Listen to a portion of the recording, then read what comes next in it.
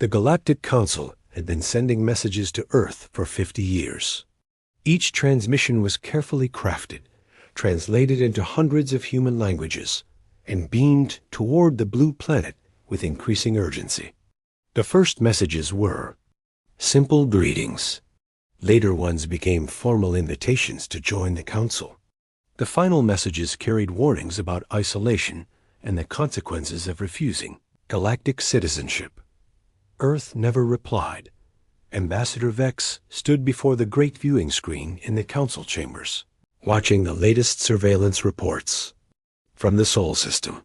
The humans continued their daily lives as if the galaxy beyond their solar system did not exist.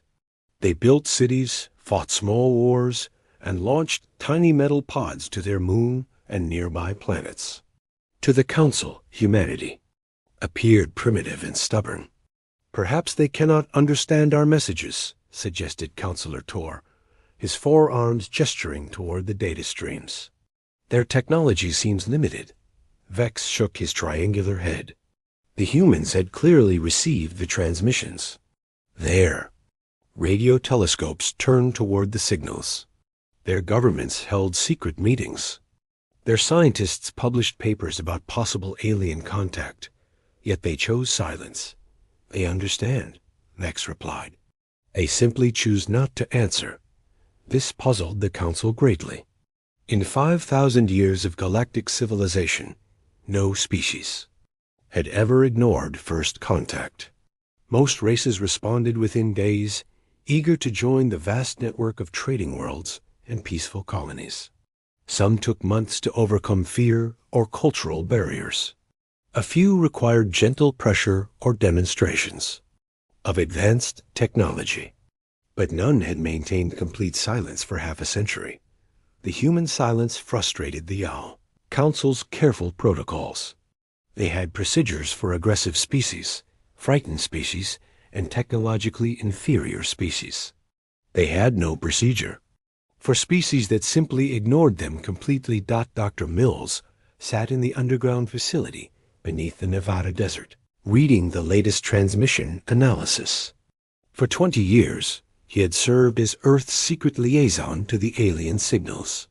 His team decoded each message, studied the patterns, and reported directly to a committee of world leaders who met in hidden chambers far from public eyes. They're getting impatient, Mills told Director Kane. This latest message carries what our linguists interpret as a final warning. Join the Council or face isolation protocols. Kane leaned back in his chair, considering the implications. Earth's governments had made a collective decision decades ago. They would observe, learn, and prepare, but they would not reveal their hand until they understood exactly what they faced among the stars. What do our deep space monitors show? Kane asked. Mills pulled up a holographic display showing the outer edges of the solar system. Red dots indicated alien probe positions. Blue lines traced communication networks. Green markers showed human observation posts that the aliens did not know existed. They have 17 monitoring stations watching us, Mills reported. All automated, all assuming we're a primitive species that cannot detect their presence. This assumption proved to be the aliens' greatest mistake. While Earth ignored their messages, human engineers had been very busy. Deep space facilities constructed in asteroid belts operated in complete radio silence. Advanced manufacturing plants on the dark side of the moon worked around the clock. Research stations hidden in the depths of Jupiter's radiation belt pushed the boundaries of physics. The aliens watched Earth's surface and saw primitive humans. They did not think to look deeper into the solar system, where humanity had been building something extraordinary. Captain Blake stood on the bridge of the prototype warship hidden behind Saturn's rings. Around him, similar vessels floated in the darkness like sleeping giants. Each ship represented decades of advancement, reverse-engineered alien technology combined with human innovation. The fleet had grown slowly, carefully, always remaining hidden from alien sensors. Final count, Commander? Blake asked. 1,000 ships ready for deployment, sir, came the reply. All crews trained. All systems operational. We await Earth Command's orders. Blake nodded. For 50 years, Earth had been building toward this moment. The aliens believed humans were primitive and weak. They thought Earth's silence meant fear or ignorance. They were about to learn otherwise. Back in the council chambers, Ambassador Vex prepared the final message to Earth. If the humans would not join willingly, isolation protocols would begin. Trade routes would avoid the Sol system. Defense agreements would not extend to human space. Earth would be marked as a primitive, hostile world to be avoided. Send the message, Vex ordered. Give them one final chance to respond. The transmission beamed toward Earth, carrying the Council's ultimatum. But this time, the humans would not remain silent. This time, they would send a message of their own. A message written in the universal language of 1,000 warships suddenly. Appearing at the edge of Council space. Asterisk, the first alien sensor to detect the human fleet belonged to a routine patrol ship near the edge of Council space. Pilot Wren was conducting standard sweeps when his instruments began screaming warnings. One moment, empty space stretched before him. The next, a wall of unknown vessels materialized from seemingly nowhere. Control, this is Patrol 7, Wren transmitted, his voice shaking. I'm reading massive energy signatures. Unknown fleet composition. At least several hundred ships. The response crackled back immediately. Patrol 7, verify your readings. No scheduled fleet movements in your sector. Wren ran the scans again. The numbers climbed higher. Control, I'm reading over 1,000. Vessels, all unknown design, all armed. They just appeared from hyperspace. Across Council space, emergency alerts flooded communication networks. Defense fleets scrambled from their bases. Diplomats rushed to emergency sessions. In the great council chambers, Ambassador Vex stared at the tactical displays in complete shock. Where did they come from? Counselor Tor demanded. Our sensors detected no fleet movements, no hyperspace signatures, nothing. Admiral Rex, the Council's military commander, studied the formation patterns. They're maintaining perfect defensive positions. No aggressive moves, but they're clearly ready for battle. These are not exploration vessels. The human fleet held position at the boundary of Council space, like a silent wall of metal and energy. Each ship was roughly the same size as Council. Vessels, but their designs were unlike anything in the galactic database. Sharp angles replaced flowing curves. Dark metal absorbed sensor sweeps. Weapon ports lined every hull. On the bridge of the lead human vessel, Admiral Stone watched the alien response unfold. Dozens of Council ships approached cautiously, weapons powered but not targeted. Long-range communications attempted to establish contact. Emergency broadcasts flooded all frequencies. They're trying to talk to us, Admiral, reported communications. Officer Park. Stone nodded. Let them try for exactly 1 hour. Then we deliver our message. The hour passed slowly. Council diplomats transmitted greetings in every known language. Military commanders demanded identification. Panicked civilian stations begged for peaceful intentions. The human fleet maintained complete silence. When the hour ended, Stone gave a simple order. Send the message. Every human ship broadcast, simultaneously across all frequencies. The message lasted exactly 10 seconds. No greetings, no explanations, no diplomatic pleasantries. We received your messages, the transmission stated in perfect Council standard language. This is our reply. Then, silence returned. In the Council chambers. The brief message replayed on every screen. Analysts scrambled to decode hidden meanings. Linguists confirmed the perfect grammar and pronunciation.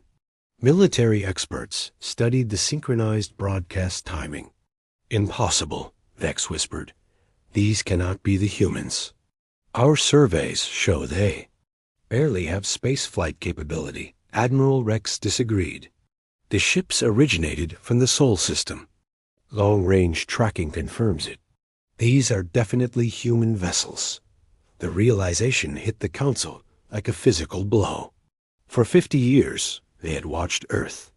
They had cataloged human technology, analyzed their development, and dismissed them as primitive. Every assumption had been wrong. Dr. Mills stood in Earth's command center, watching the alien response through deep space monitors. The Council fleets were backing away from human positions. No shots had been fired, but the message was clear. Humanity was not the weak species the galaxy had believed. "Phase 1 complete," Mills reported to Director Kane. "They understand we're not primitive. What's Phase 2? Kane smiled grimly. "Now we wait. They'll want to negotiate. But this time, it will be on our terms." The human fleet began a slow, methodical patrol of the Council border.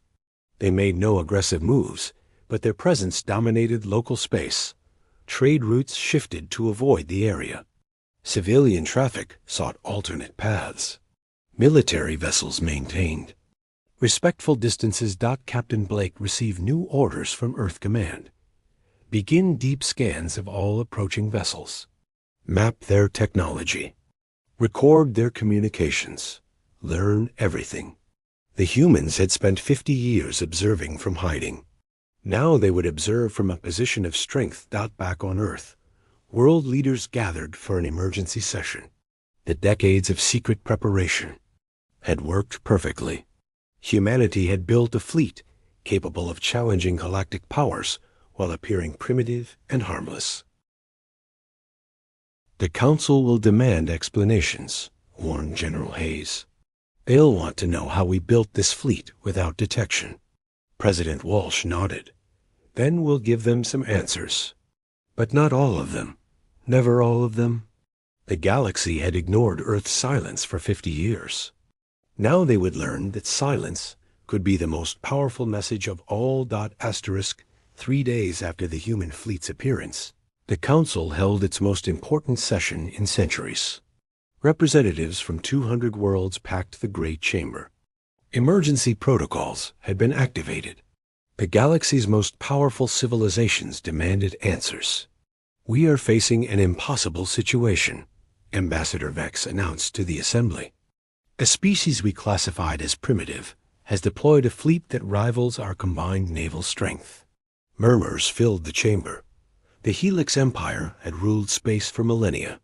The Void Confederacy controlled 1,000 systems. The Crystal Alliance commanded resources beyond measure. Yet none had ever assembled a fleet of this size without years of preparation and massive industrial mobilization. "How did we miss this?" demanded Senator Kex from the Outer Worlds. "Our monitoring stations watched Earth constantly. We cataloged every satellite launch, every moon landing, every space station." Admiral Rex activated the chamber's main display. Images of human ships filled the air above the assembly. Analysis suggests these vessels use technology equal to or superior to our own. Advanced stealth systems, unknown propulsion methods, weapon configurations we cannot identify. The technical implications terrified the Council. If humans could build this fleet in secret, what else were they capable of? If they could hide 1,000 ships, how many more might exist? Counselor Tor raised his 4 arms for attention. "Perhaps we should consider peaceful contact. These humans have made no aggressive moves. They simply appeared. Appeared with enough firepower to threaten half the galaxy," Admiral Rex countered. "This is not a diplomatic mission. This is a show of force." Meanwhile, on Earth, scientists and military leaders celebrated their success. 50 years of careful planning had achieved the impossible. Humanity had gone from primitive spaceflight to galactic superpower Without anyone noticing, Dr. Mills reviewed the latest intelligence reports from the human fleet. The aliens are terrified, he reported to the assembled Earth leadership. Their communications show complete confusion. They cannot understand how we built this fleet. Director Kane studied the tactical displays. Good. Fear will make them more reasonable in negotiations. But we need to be careful. Cornered animals are dangerous. The secret of humanity's success lay in locations the aliens never thought to investigate. While Council probes watched Earth's surface, human industry had moved to the outer solar system. Automated factories in the asteroid belt worked without rest. Mining operations on distant moons extracted resources on an industrial scale. Research facilities beyond Neptune pushed the boundaries of physics. Most importantly, humans had captured and studied every alien probe that entered their solar system. For 50 years, Earth scientists had reverse-engineered Council technology while adding their own innovations. The result was a fleet that matched alien capabilities while remaining completely undetected. Captain Blake stood on his bridge, watching Council vessels maintain their careful distance. Status report, Commander Davis. All ships operational. Sir, the aliens are maintaining a 5,000-kilometer perimeter. No hostile actions detected, but they're clearly nervous. Blake nodded. The human fleet had been designed for this exact scenario. Every ship could operate independently for months. Every crew was trained for extended missions. Every system was built for maximum psychological impact. The Council's response proved human calculations correct. Admiral Rex had deployed half the Council's fleet to monitor the human vessels. Trade routes shifted away from the area. Civilian populations demanded protection from the unknown threat. They're treating us like an invasion force, observed Lieutenant Gray from the sensor station. We are an invasion force, Blake replied calmly. We've invaded their assumptions about human capability. Back in the Council chambers, emergency debates continued around the clock. Some representatives demanded immediate military action. Others argued for diplomatic contact. A few suggested retreat to safer systems. Ambassador Vex found himself in an impossible position. The Council's protocols had no provision for this situation. They had procedures for first contact with primitive species. They had methods for dealing with aggressive civilizations. They had never encountered a species that appeared primitive but possessed advanced military technology. We need to communicate with them, Vex announced to the assembly. Whether they are primitive or advanced, they are clearly intelligent. Intelligent beings can be reasoned with. The vote was close, but diplomacy won.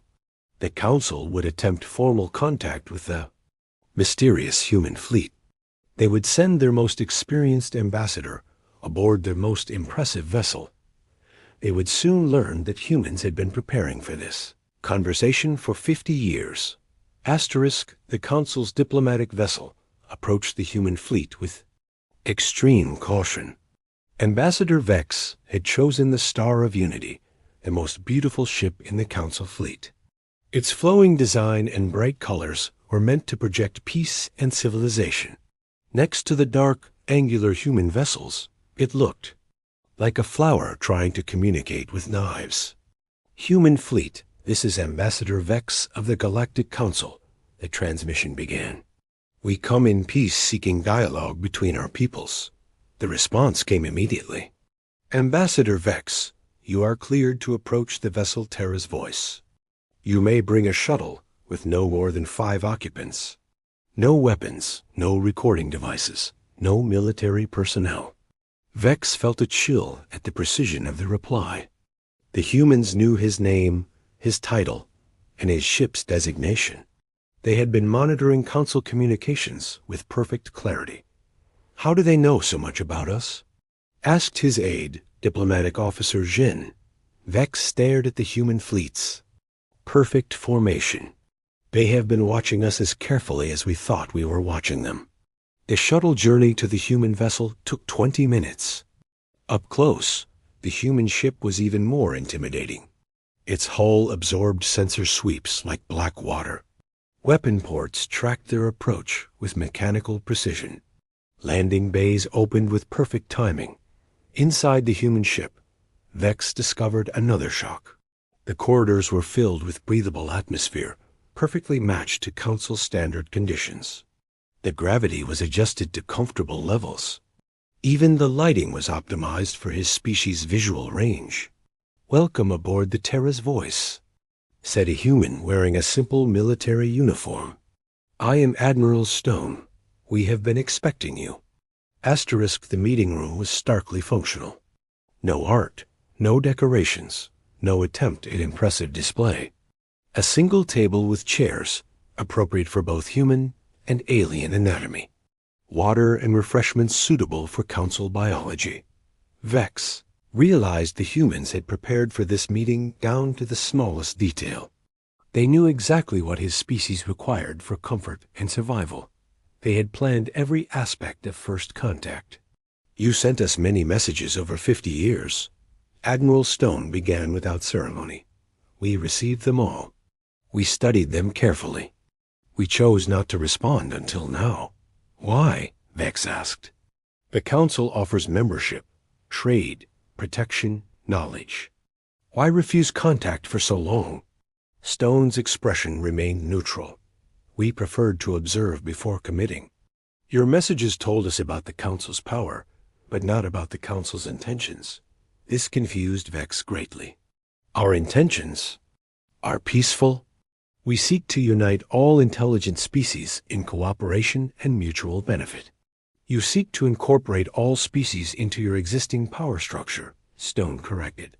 "You offer membership in an organization you control, following rules you created, serving interests you define." The accuracy of this observation made Vex uncomfortable. The Council did indeed operate according to principles set by its founding members. New species were expected to adapt to existing systems, not to change them. "What do you want?" Vex asked directly. Stone leaned forward. "We want what every intelligent species wants. The right to exist on our own terms. The right to defend ourselves. The right to choose our own path among the stars. The Council guarantees all these rights to member species." "The Council grants privileges to client species," Stone replied. "There is a difference." Vex began to understand the human position. They had not ignored the Council out of fear or primitive thinking. They had rejected the Council's offer because they found it inadequate. "What would you propose instead?" Vex asked. Stone activated a holographic display showing the local region of space. "Earth claims no territory beyond our solar system. We threaten no Council worlds. We ask for nothing except recognition of our sovereignty and the right to peaceful passage through galactic space." The simplicity of the request surprised Vex. Most species joining the Council demanded trade agreements, defense pacts, and technology transfers. The humans wanted only to be left alone. "In exchange," Stone continued, "we offer non-aggression agreements with all Council members. We will not interfere in galactic politics. We will not threaten Council interests. We will remain in our own space." Vex considered the proposal. It was reasonable, perhaps too reasonable. "And if the Council refuses these terms?" Stone's expression did not change. "Then you will discover that building 1,000 ships was merely our opening statement. We have had 50 years to prepare for various possibilities."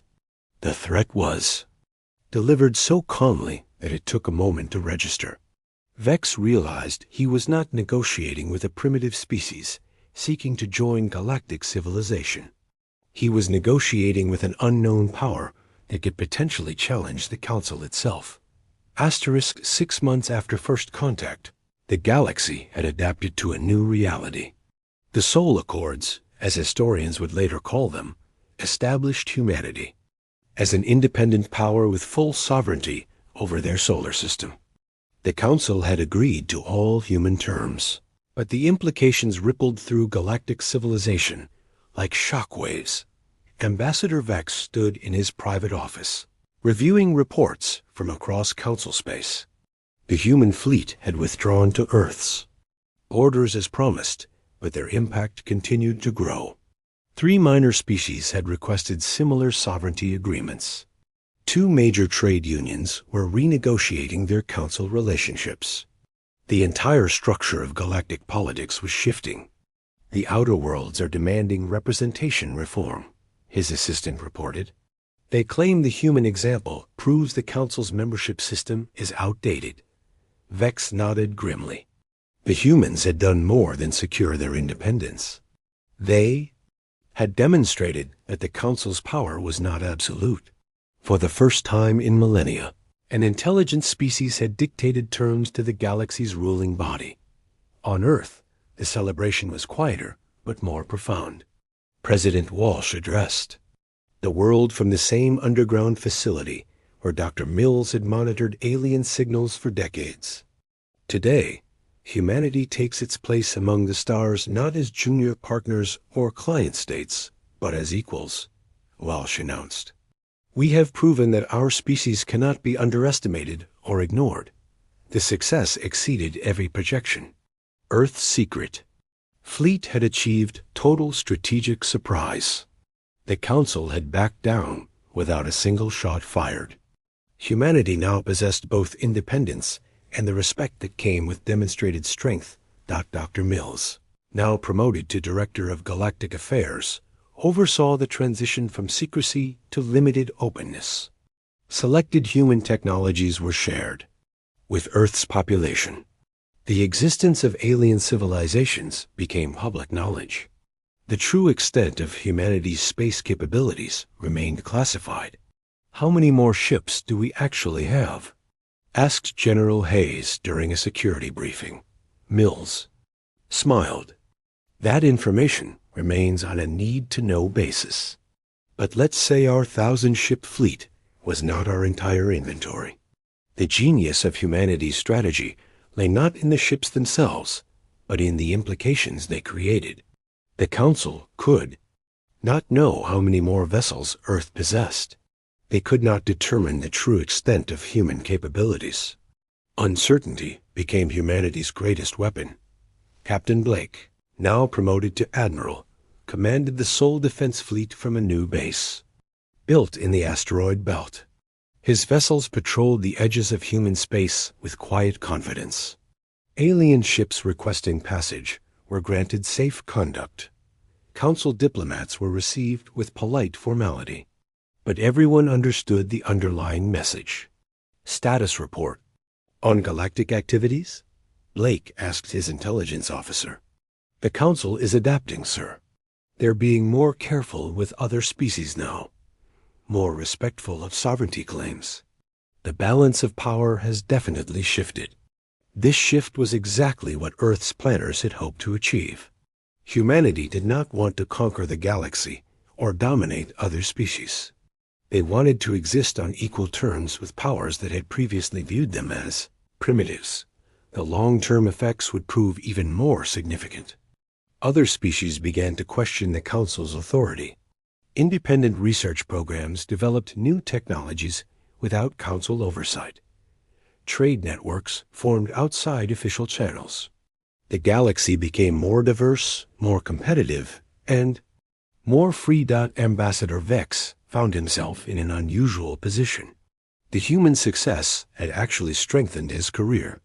As the only Council official who had successfully negotiated with Earth, he became the expert on dealing with independent powers. His methods were studied and copied throughout Council space. The humans taught us something important, Vex explained to a gathering of junior diplomats. Silence can be more powerful than words. Preparation can be more valuable than size. Sometimes the species you underestimate most will surprise you most. On Earth, children learned about the day their planet revealed its hidden strength to the galaxy. Textbooks described the careful planning, the secret construction, and the perfect execution of humanity's emergence as a galactic power. But they also emphasized the ultimate goal. We did not build those ships to conquer, teachers explained. We built them to ensure that no one could conquer us. The human fleet still patrolled the edges of Council space, a reminder that Earth remained independent and strong. Trade flowed between human and alien worlds. Cultural exchanges brought new ideas to both sides. Scientific cooperation advanced, knowledge for everyone. But humanity never forgot the lesson of their first 50 years among the stars. The galaxy respected strength more than innocence. Power spoke louder than good intentions. And sometimes, the best way to join galactic civilization was to prove you didn't need to dot Earth, had ignored every Galactic Council message for 50 years. Then they sent 1,000 warships as their reply. The message was received, understood, and remembered. Humanity was no longer alone in the universe. But they would never again be helpless among the stars. Asterisk,